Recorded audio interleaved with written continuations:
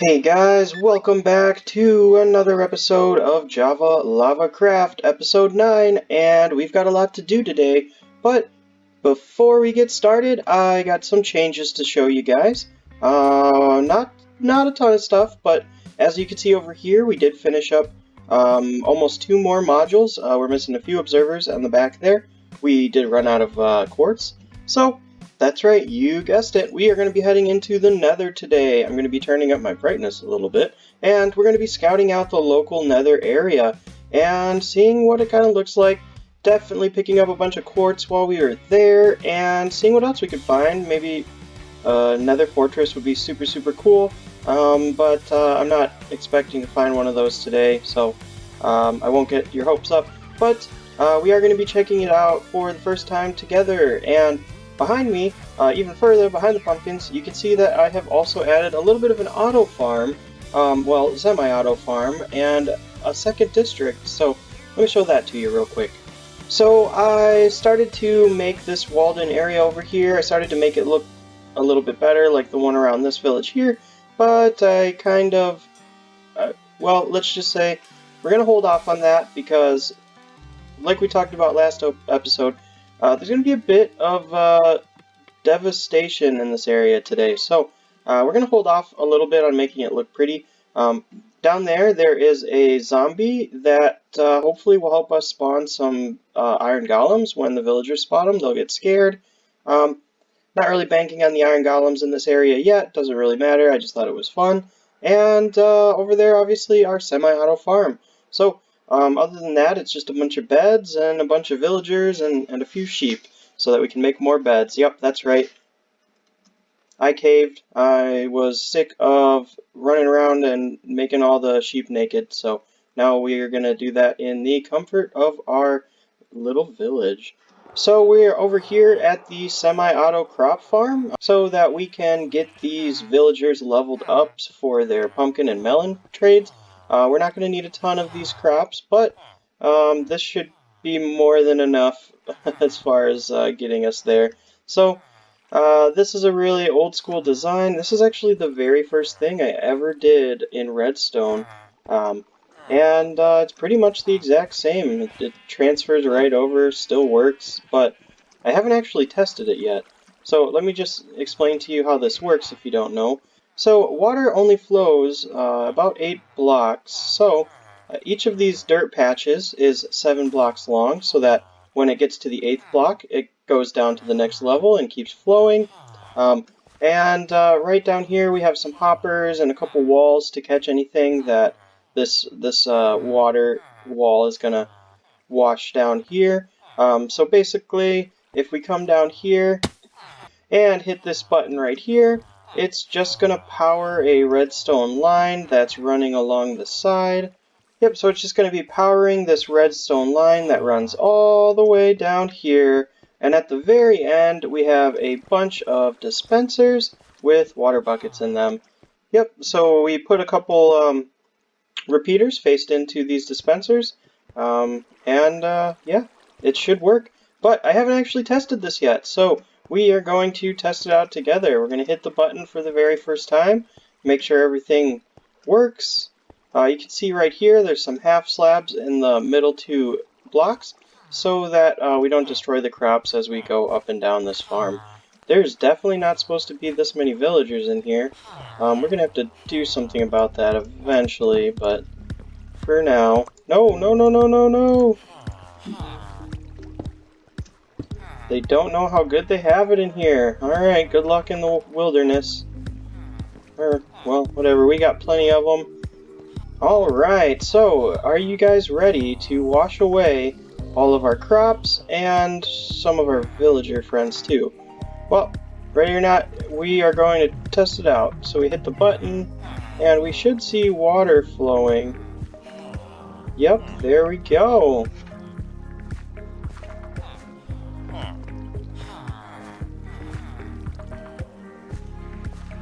Look at that. The tidal wave of crops. And I think our villagers picked up most of it. Oh, that's no good. Yep, we probably should have gotten these villagers out of here before we did that. because now they all have a ton of crops in their inventory other than carrots. So that might be an issue, but I guess we will figure that out eventually. Anyways, let's check and see what the villagers did not steal from us. And it looks like they stole everything. Jeez. Come on, guys. Okay, so there's a bunch of stuff still in the hoppers. It's going to take a second for it to all come back through. And maybe we can get these villagers out of here while all of that is filtering through the hopper system.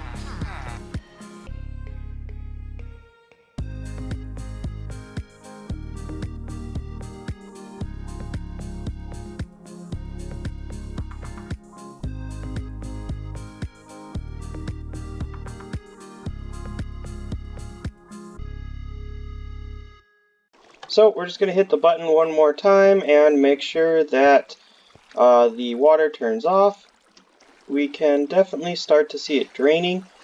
Yeah, it looks okay. I wish we would have gotten those villagers out of there first. That was a silly mistake, but we didn't, so I guess we'll never know. But, well, we'll know next time we replant the entire thing. It looks like the one biggest problem with this farm is villagers. No, I'm just kidding. Is the crops getting stuck on the little half slabs in the middle of the farm. So we might have to just go in and pick these up every time, which is fine because we do need to replant this every time. So maybe we'll try this again in a bit, but we're not even going to be using this farm a ton just because we're basically only going to be using it to get our villagers to the melon and pumpkin trade level. I'm not sure which level that is. I don't know how many crops it's going to take, but that's how we're going to be making all of our emeralds, so I guess we got to figure that out. But anyways, that is enough with our silly village and our semi-auto crop farm. It is now time to head into the nether, and we have already prepped our inventory.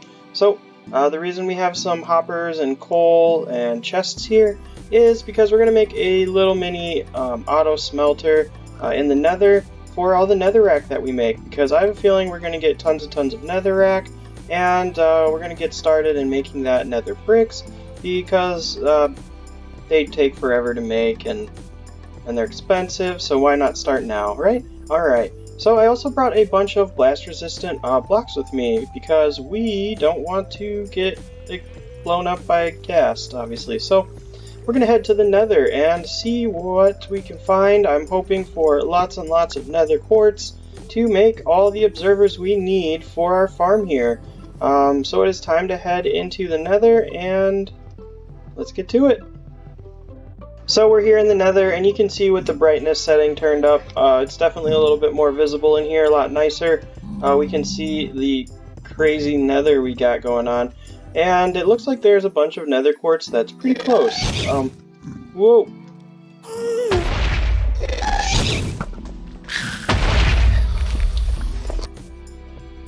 Okay, gas dealt with, and it is time to pick up our very first gas tier.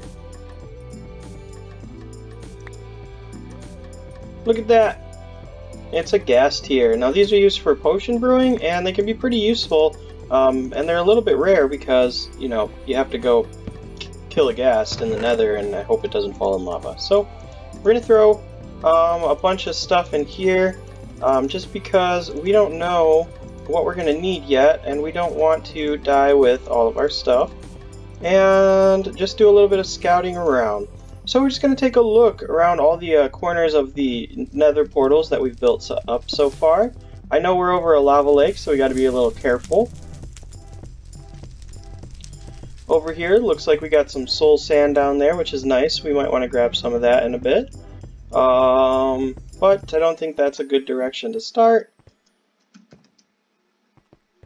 Over on this side, we just got a lava lake.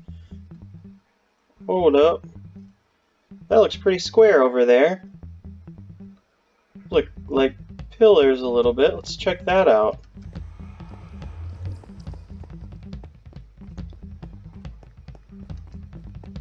Oh my goodness.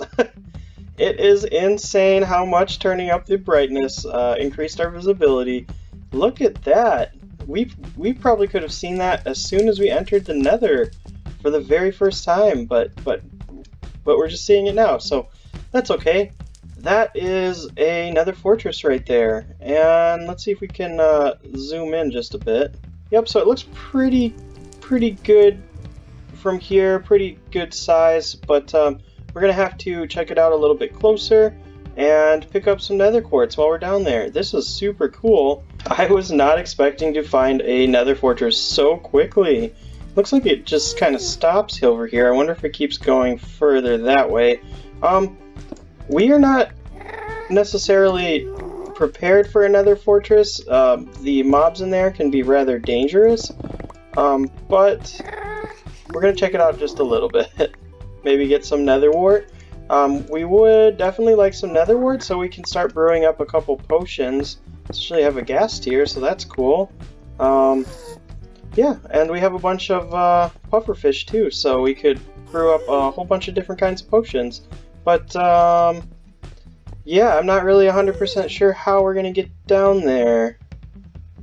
Yeah, it's a little tricky. Oh yeah, okay, I see our path.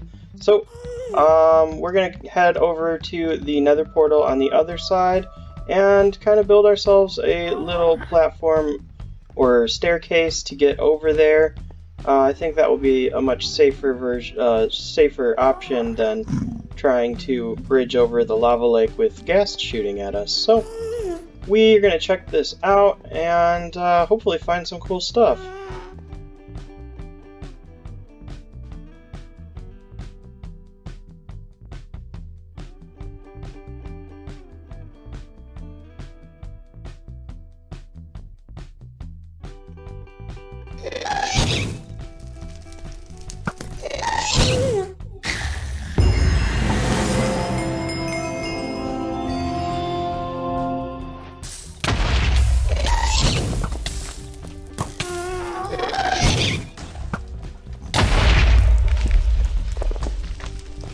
So that wasn't very good. We're gonna have to go grab our stuff.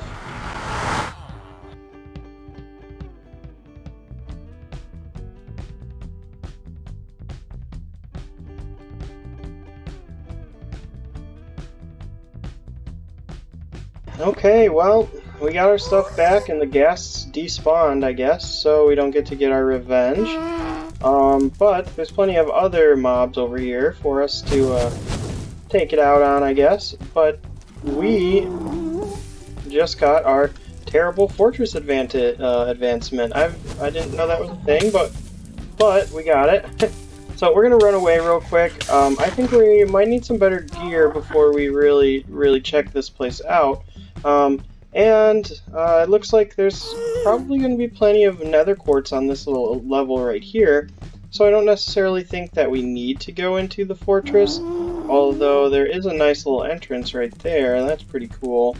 Those wither skeletons are very dangerous, and they will definitely kill us if we get too close to them, so we're going to try to avoid that for now, and just get enough quartz to make some observers with.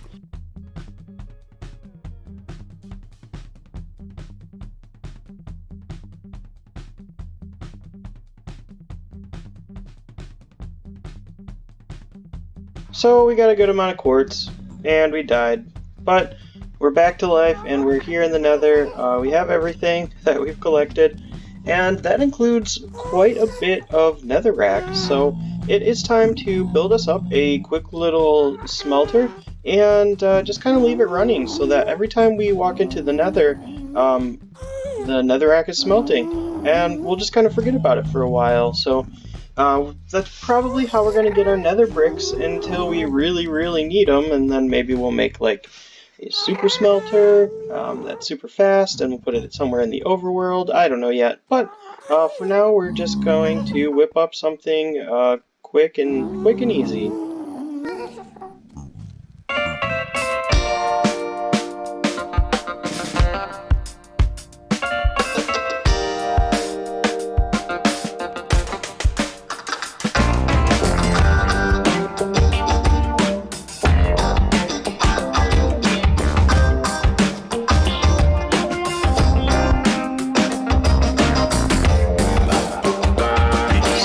there we go.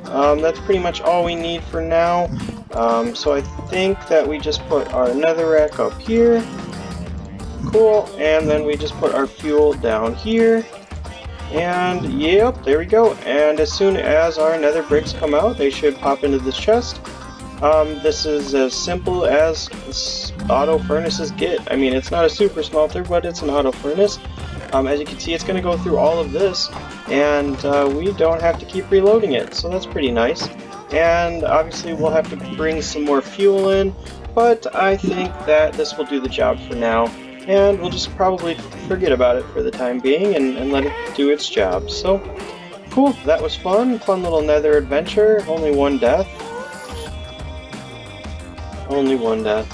But, we're going to head back over to the village. We're going to break down some of this quartz and see how many observers we can get.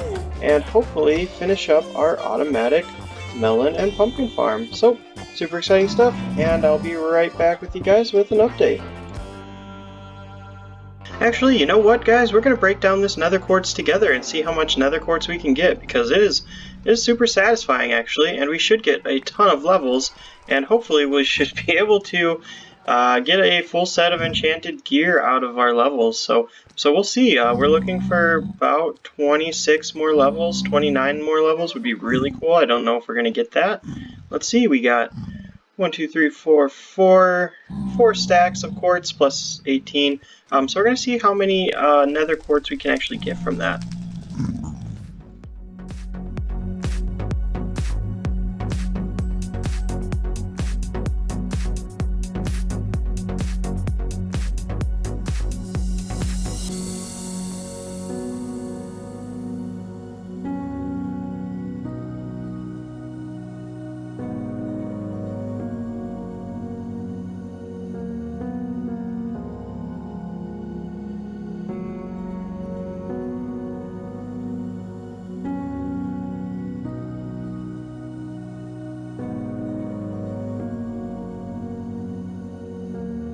So we definitely didn't get 29 levels. I knew we weren't going to, but we did get 17 levels, which is pretty solid. So let's check it out. We got a pretty good amount of nether quartz. We got about 7.5 stacks, a little over 7.5. So that's really good. That should be plenty for the observers we need for our current project, and a little extra for any future projects. It would be really, really fun to build a huge build out of like a lot of quartz, which I maybe want to do at some point, but it's just like super expensive. So for right now, we're going to stick with using it for redstone components. So now we're going to go ahead and craft up a bunch of observers and hopefully finish this entire melon and pumpkin farm. And we're going to have to get rid of all of these pumpkins and melons, but yeah, okay. Well, I will be right back. Well, first of all, there are way too many villagers here. It's gotten laggy, and the reason my skin changed is they actually crashed my game. I mean, just look at them. They are just moving around slow, getting bad frame rates here. Just not good. But this over here is awesome, and this might be causing a little bit of lag. We got a lot of things going on in this area, so we're definitely going to need to do something about that before we end this episode, because it could be disastrous. This is one of the units that I have just finished putting up, and as you can see, it is definitely cranking out those pumpkins and melon slices. However, we've already pulled some out of this chest, but this is the original one that I set up. We have these empty slots here. You can see we're full stacks of pumpkins. So, yeah, it's working really well. Actually, let's check out this one and see how many we got, because I don't think I've pulled any out of here. Okay, definitely pulled some out of here, but just look at that. Beautiful. We're actually going to turn these into melons, I think, and do a little bit more trading before we... well, I guess before we get rid of some of these guys. And, you know what? Maybe we should get rid of these guys before we trade with them, because we're trying to level them up to get the melon or pumpkin trades, because they're a lot easier to deal with than, say, like the trade for these items over here. So hopefully we can redeem ourselves. It looks like everything... No, no, no, no! Okay, it looks like everything has grown here, so we're going to go ahead and press the button one more time. And, you want to press the button? Go ahead. Alright, and go! Alright, get out of the way. Pardon me. Okay. And hopefully, instead of a sea of villagers, we should see a sea of crops flow down. That'd be a lot nicer, although it was pretty funny to watch all those villagers flow towards us. And you know how I was worried about... Wow, look at that. Super cool. You know how I was worried about the villagers getting their inventories full with the wrong type of items? Well, yep, they sure did. Beetroot got all the way over there somehow, so that definitely sucks. But it looks like our hoppers have filled up quite a bit. Not quite as efficient as I'd like. Obviously, there's some items that are taking a minute to get picked up. I don't think they're going to get despawned or anything, but I don't know. Let's see what didn't make it in. Okay, not too bad. But yeah, I'll be right back after I plant this. And all set. This guy really wants to get in here. We're going to have to figure out a better way for us to get in here. Anyways, it's definitely gotten a little bit more out of hand over here. There's about a dozen iron golems, so I was thinking maybe we would spawn a raid on easy at first, just to kind of test the waters, but there's so many iron golems, we might not even have to kill anyone. I mean, look at this, it's ridiculous. There's more iron golems here than there were villagers to start off with, so obviously there's like way too many villagers now. But what we're actually going to do, we're going to wait a little bit to spawn that raid. We have combined all of our melon slices, and this is how many melons we have, this is how many pumpkins we have. So we're going to try and trade up to get some levels. We're going to shoot for 39 levels. I got my super cool fishing rod to kind of pass the time as the villagers reset their trades. We're going to make sure we sleep as soon as night comes every time so that A, our crops grow a little bit faster, and B, our villagers reset their trades a little bit faster. So we are going to go ahead and start that process, and hopefully we'll be able to get Fortune 3 and build ourselves a nice shiny armor set for the raids. But yeah, I guess that's going to take a bit of time, so I will be right back when that happens. Ladies and gentlemen, we have ourselves a very effective yet strange emerald farm, and also an experience farm. Look at my levels, 50 levels. Guess how long it took me? 4 in-game days, and I slept through the night, so it took no time at all, and we have collected ourselves 9, 10, 11, just shy of 12 stacks of emeralds pretty much effortlessly. And you know what? It's going to move even quicker just because we had to level these guys up by collecting ourselves a couple crops. We only harvested one more time, and we leveled up enough people, enough farmers, to unload all of our pumpkins and melons. So this is a strangely good emerald and experience farm, but as you can see, they are starting to lag out, and we definitely don't want that. We have way too many guys here. I think we should have enough levels to hopefully find ourselves a Fortune 3 pickaxe and enchant our diamond gear. And you know what? If we don't, that's fine, because we can just come back here and get 50 more levels, and it should only take us like 20 minutes. So if you're looking for early game experience and emerald farms, obviously villagers are the way to go. They are overpowered. I see why they are so frustrating and so annoying, and I think they pretty much have to stay that way because it balances out the overpowered rewards you can get from them, and we can make it even better. Obviously this is just a messy...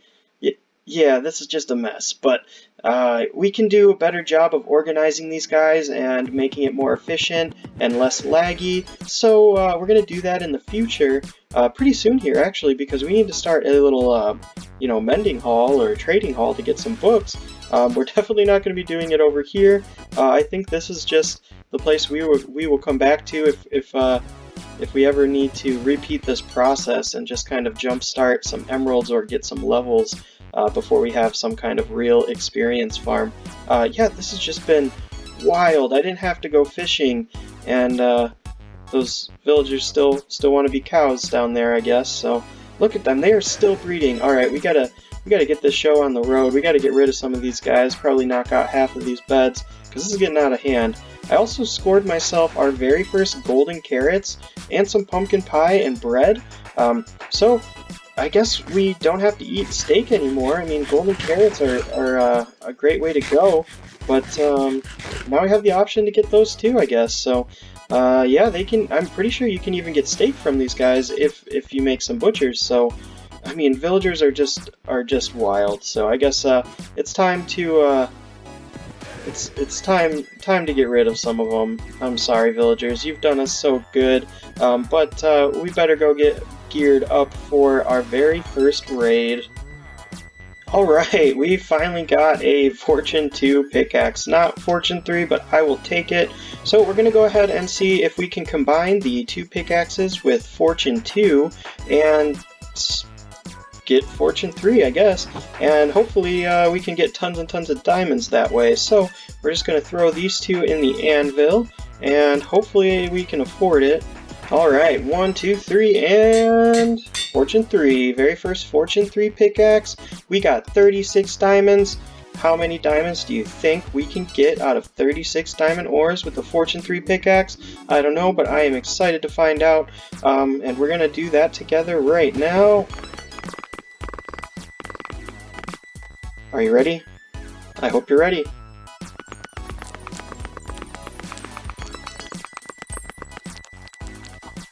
Look at that, 64 and 17 diamonds. That is awesome. We are swimming in the diamonds.